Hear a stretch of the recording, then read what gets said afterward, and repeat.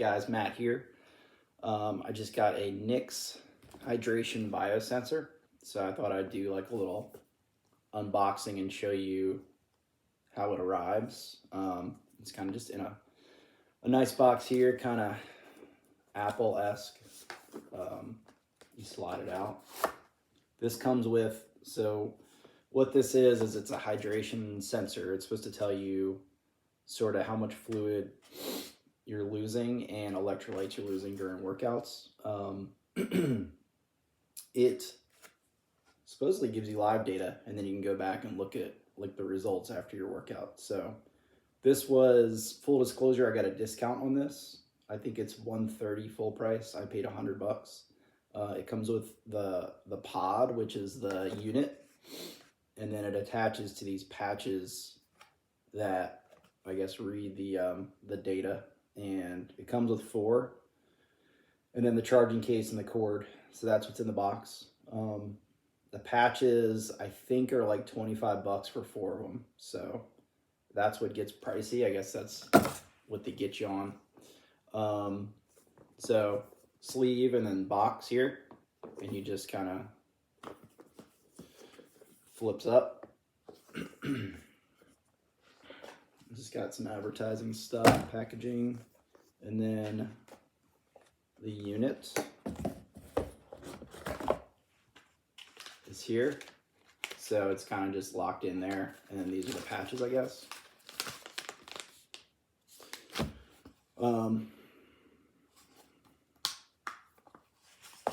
So it's pretty tiny, like that, right? And this hooks up to the patch, and you're supposed to put it on your arm, I think on your bicep. So comes with that, and then that's the charging case. All you do is open it up and then click the pod in there, and then hook it up to charge. And then it's got, of course, a cord. And then it's just got like a tiny little instruction sheet with the QR code, and you go in there. I've already done this actually. You scan the QR code and then download the app, and then it's got Bluetooth. So you hook it up to your phone, and then it'll give you this data based off your workout. So I also went in, Garmin IQ has data fields that you can download. So I did that for my Phoenix 6 and my Edge 530. So I just added that to my data fields, and hopefully it will like update as I go on my computer and on my watch. My understanding is you do need your phone present to get the data. So it's not like you can just leave your phone at home and just use the watch or the computer, which is kind of annoying. And I think that's one of the complaints people have, but I usually ride with my phone anyway, so doesn't seem like a huge deal. And I don't think this is going to be an everyday thing for me or anybody else either. I think it's going to be more like a check-in and test in different environments to see sort of what your fluid loss is, what your electrolyte loss is. That way you can have an idea of how to fuel during your workouts in different, climates. Like right now it's 10 degrees outside. I'm probably not going to sweat a ton if I go outside, but obviously in the summer it's going to change. So I'm hoping it's pretty accurate. I'm a little skeptical. I know these patches, let's open one. These patches stick on, and I am like a heavy sweater. I'm just wondering if I'm going to sort of overflow the unit and it's going to stop recording data at some point, but that's what they look like. And so I guess you just put this on your arm and then click the pod in after you do the Bluetooth thing, and it's going to give us our data, and we can upload it to the app into our phone, and it's going to create this like sweat profile for us. When you go in the app, it gives you like a score. I think they call it the Nix score, and it's based off the temperature and sort of the environment to tell you like how difficult the workout's going to be or how much fluid you're going to lose.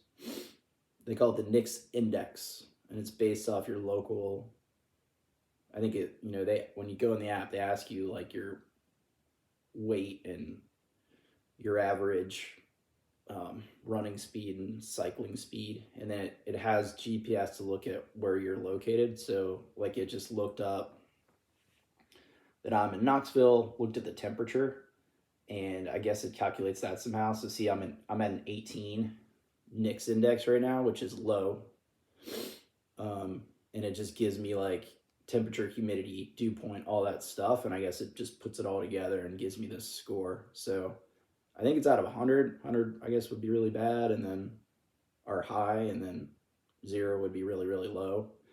And then yeah, so I'm going to try to kind of do this in real time. That way you can see how much I'm struggling to figure this thing out. I've already kind of set up some stuff, like I said.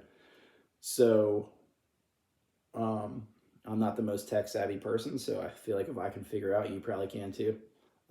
But my understanding is you pull this app up, you hit start here to start the workout, and then you just have to I think you have to have this going while you work out. And like, even if it's in the background, it might cause some problems, but if you have it going, it's going to give you your profile in terms of losses. And like I said, I'll be looking on the bike computer. I'm going to do a ride today, so we'll see. Bike computer and the watch to kind of get live data. And I think you can set up alerts to tell you whether time-based or fluid loss based data, or reminders to tell you when to fuel. So again, I don't think I would use this every workout, but it could be kind of cool. So we'll see how it goes. I'm going to take a bunch of videos to kind of show you, and then I'll give you my thoughts, and we'll do like a first impressions one, I think.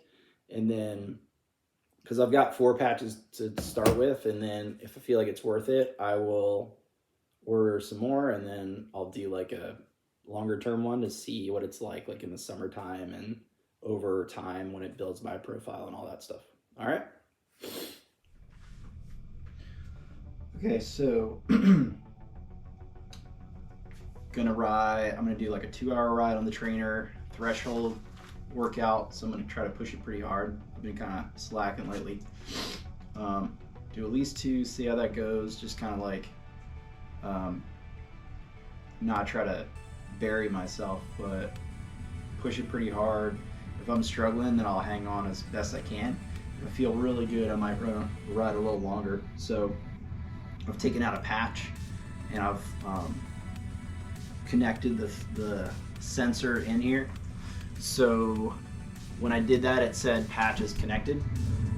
It says to connect the patch to your bicep, which to me means here, or it says middle bicep, so there. But when I see all the pictures, they're all connected like right out here on the outer bicep, tricep area. So I guess I'll do that.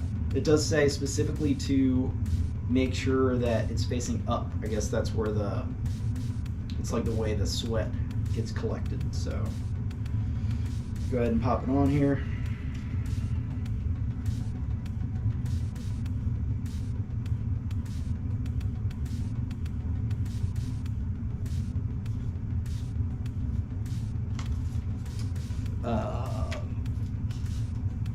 Doesn't feel too bulky or anything, so that's good.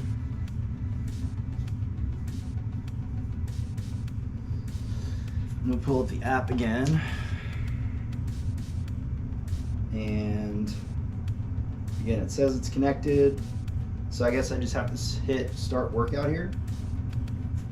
So we'll do that. We'll get popping.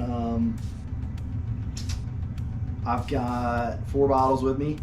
1 bottle of Neversecond C90, 3 bottles, these are all 20-ounce bottles, 3 bottles of liquid IV, and then 1 gel here that I've actually never tried before, 6D.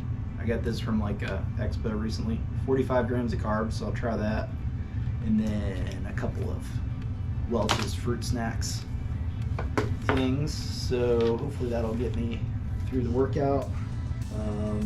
But yeah, I'm gonna get started, and I will check in as I'm going and as this thing starts working. I do have my watch and my bike computer, so So we'll turn those on and see how it goes in terms of giving me the live data. All right, so quick update here. Just kind of finished with my warm up. I'm 9.5 minutes into the workout.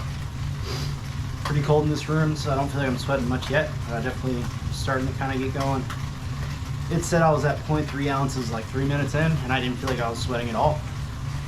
So whether it's that accurate or not, I don't know. Right now it says I'm at 0.9 ounces of fluid loss. I'm getting good readings here on the edge, 530.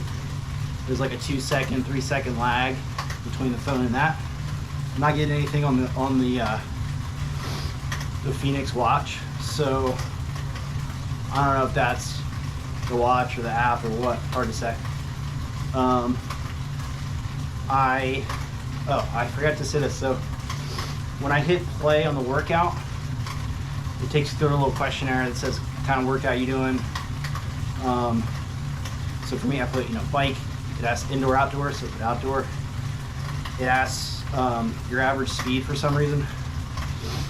And then it asks what you're taking in. So it does kind of factor in. It only talks about fluids and electrolytes. So they do sodium, potassium, calcium, maybe something else, magnesium. I don't know. So the product I have is C90. It doesn't have all that listed, but I put in sodium, which is like the most important anyway. So I guess it'll kind of net that out at the end. I forgot to put in the liquid IV, so something to learn for next time, but just to check in. Then after that you hit, start workout, it starts going, and then it's just got a sort of like constant update on, right now it says I'm at 1.1 ounces of fluid, 0.0 milligrams of electrolytes. So we will see how that continues as we continue through the workout. Check in a minute.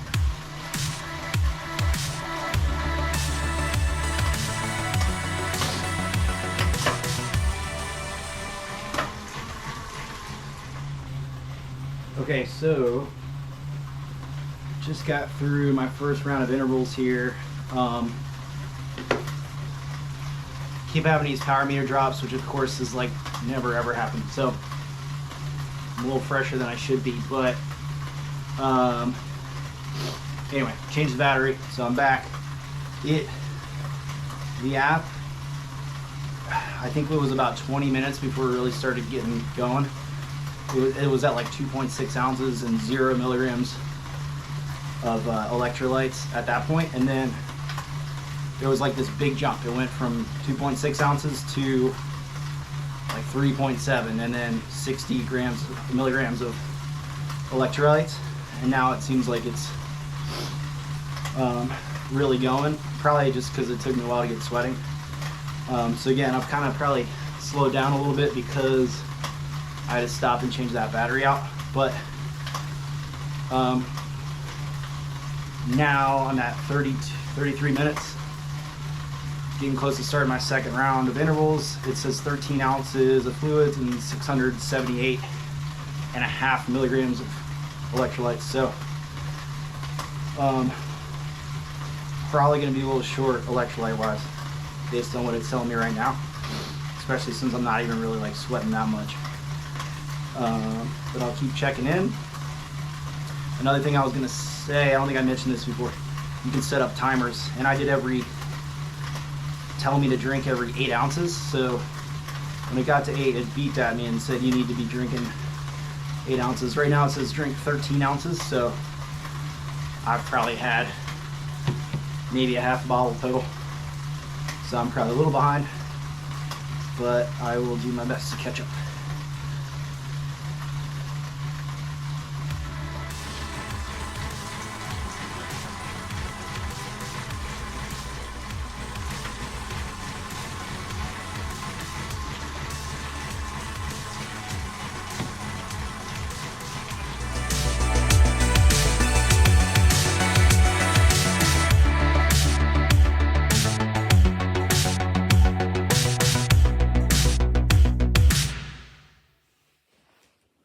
Okay, so just finished my workout. And then I ate lunch and stuff. So looking at the data now, it's pretty interesting. So just to give you some context, um, the workout I did was 2 hours. Like I said, it was, if you're a Training Peaks person, intensity factor was 0.79, and then TSS was 124.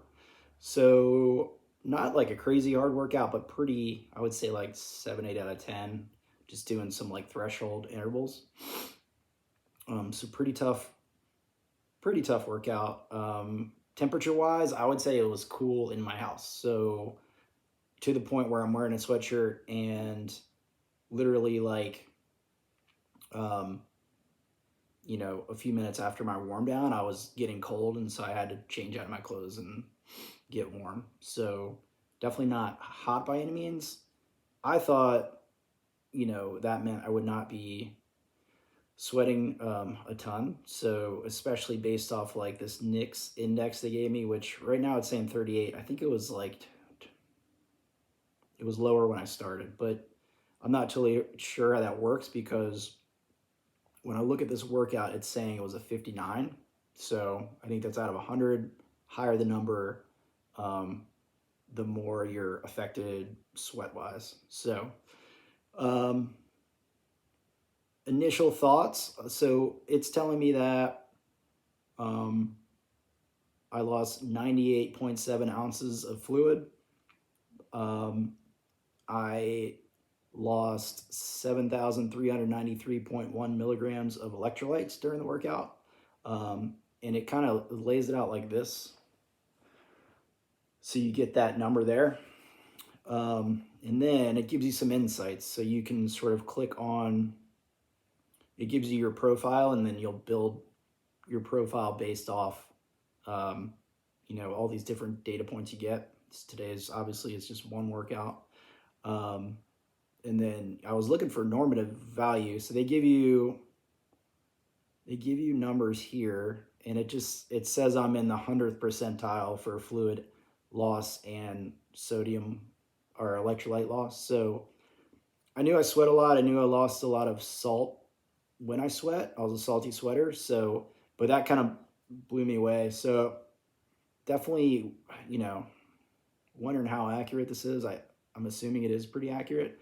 Definitely means that,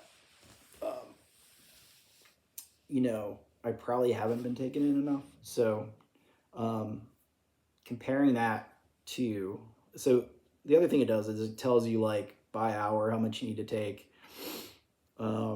Right now, based off that, it's saying I need to be taking in 75 milligrams of electrolyte per ounce, which is like 3,500 milligrams an hour, which seems kind of daunting. So they do that. They'll like break that down. And then if you click on the sweat composition, it gives you an idea of like what you would need to take of the, these different products. It doesn't have everything, but it just gives you an idea of some popular ones. So I'm looking at like and it's a little, like if you look at LMNT, their website, it depends on, the serving depends on how much fluid you're putting in there. So they list them at about 75. So that's kind of what I'm aiming to do. And then when I look at their website, one serving is 1,000 milligrams. So I'd be taking like, three, and I'd have to do, I calculated that I have to do 2.5 20-ounce water bottles, which is what I use. And then I'd be doing like 1.5 packages of element per bottle. So that seems like a ton to me. In the past, I haven't used LMNT. I've used it like once, but I've used Precision Hydration, and using their calculator, just to give you an idea, I kind of looked back at the numbers they gave me, and nothing against them. I think they're great, but I think it just shows you how a lot of the numbers you see are, that bell curve kind of number, which is probably based off 1,000 milligrams of sodium, which is kind of the normative data. They put me on the high level at 1,500 milligrams per 32 ounce. and they wanted me to do that per hour. So I need to be taking in like 2.5 times that or whatever, 2 1/3 times that. So I've probably been way underdoing it. So I've read kind of different experts say, maybe this doesn't matter as much as we think. But I'm kind of curious to see if I up the sodium. And fluids are actually pretty close today. I was supposed to take in 100 and I took in like 80, so I wasn't too far off. But curious to see how that changes things. And I'm really curious to see, like, today wasn't even super warm, and I'm used to working out in 100-degree weather, humidity in Charleston, South Carolina in the summer. So curious to see how that changes things. My plan is I've got 3 more patches left. I'm gonna try to do like a slow run for like an hour, and then maybe like a tempo run. And then I'm gonna try to do like a longer, easy ride just to see how all the numbers compare. Because I don't, the weather won't change too much between now and the next week when I can get all this done. So I'm curious to see how it all compares. And then longer term, just looking at when the weather gets warmer, sort of how that changes stuff. But overall, I thought it was really cool. It worked exactly how they said. So I did have a little, like, I don't know if it was just coincidental, but I had a couple, like, some drops with the power meter, Bluetooth wise, and I replaced the battery. That seemed to fix that. I was using the GoPro and I had some drops with that too. So I don't know if this had anything to do with it. It ate a ton of battery too on my phone and almost died. So I had to stop a couple times to deal with that, but it wasn't really a huge deal. Everything synced up pretty quick and easy. I don't know. Oh, and it didn't come across on my Garmin watch. It did on the bike computer. So I'm thinking, like, riding the bike, I usually have my phone on me anyway, as long as it's able to connect through my pocket, that I could use it while I'm outside.